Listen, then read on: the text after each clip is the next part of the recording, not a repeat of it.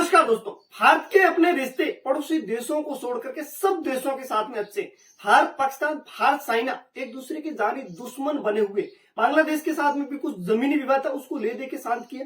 पाकिस्तान के साथ में भी जमीनी विवाद चल रहा है। श्रीलंका के साथ में भी जमीनी विवाद था, उसको कुछ ले दे के शांत किया। मालदीव से अपनी सेना को वापस बुला करके इन दोनों देशों के बीच में भी मामले को शांत किया। इतने में नेपाल ने एक नया मामला छेड़ दिया। हालांकि भारत और नेपाल के बीच में जमीनी विवाद आज से 34 साल पहले से कंटिन्यू चला आ रहा है, लेकिन अब नेपाल ने एक 100 रुपए के नए नोट को जारी किया और इस 100 रुपए के नए नोट ने भारत और नेपाल के बीच में विवाद को वापस से जगा दिया। आखिर क्या है भारत और नेपाल के बीच में विवाद और ये अब चर्चा में क्यों है, चलिए जानते हैं। भारत, नेपाल और चीन सीमा से लगे इलाके नदियों से बनी हुई घाटियां। 1816 में अंग्रेजों और नेपाल के गोरखा राजाओं के बीच में संगोली समझौता होता है और इस समझौते के तहत भारत और नेपाल की सीमा काली नदी के जरिए तय होती है।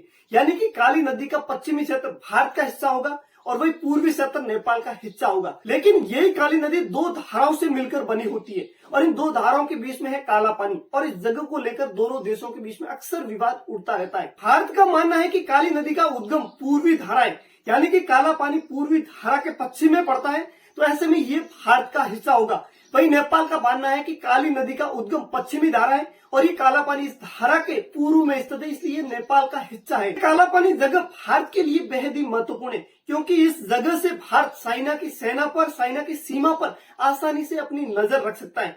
अंग्रेजों और गोरखा राजाओं के बीच में जब समझौता होता है, उस समझौते के 100 साल बाद तक यहाँ पर किसी भी प्रकार का कोई विवाद नहीं होता है और 1962 के अंदर जब भारत और चाइना के बीच में जंग होती है, तो उस जंग में भी भारतीय सैनिक वहां पर तैनात किए जाते हैं चाइना की घुसपैठ को रोकने के लिए। लेकिन जैसे ही 1990 में नेपाल में राजशाही खत्म होती है और लोकतंत्र आने लगता है, तो वहां पर दोनों देशों के बीच में विवाद के सुर भी उठने लगते। लेकिन भारत और नेपाल के बीच में ये विवाद कोई इतना बड़ा नहीं था कि भारत और नेपाल इन दोनों देशों की सरकार को इनके बारे में सोचना पड़े।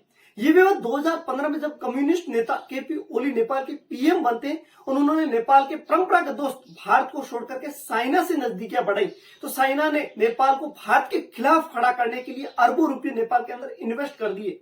नेपाल ने 2020 के अंदर एक पॉलिटिकल मैप जारी किया, जिसमें भारत के लिपुलेख, लिवियाधुरा और काला पानी को नेपाल का हिस्सा दिखाया, लेकिन भारत ने इसका कड़ा विरोध किया था और अब नेपाल ने एक नए 100 रुपए के नोट को छापने की मंजूरी दी, जिस पर नेपाल का मैप होगा और उसमें भारत की ये तीनों जगह लिपुलेख, लिवियाधुरा और काला पानी को दर्शाया जाएगा, यानी कि वो नेपाल के पार्ट है, उनको परमानेंट कर दिया जाएगा। हालांकि नेपाल की इस प्रकार की हरकत को अभी तक भारत सरकार ने किसी भी प्रकार का कोई जवाब नहीं दिया। दोस्तों, ये जानकारी आपको कैसी लगी कमेंट में बताइए और ऐसे इंफॉर्मेटिव वीडियोस को हमारे चैनल को सब्सक्राइब कीजिए और अपने दोस्तों में शेयर कीजिए।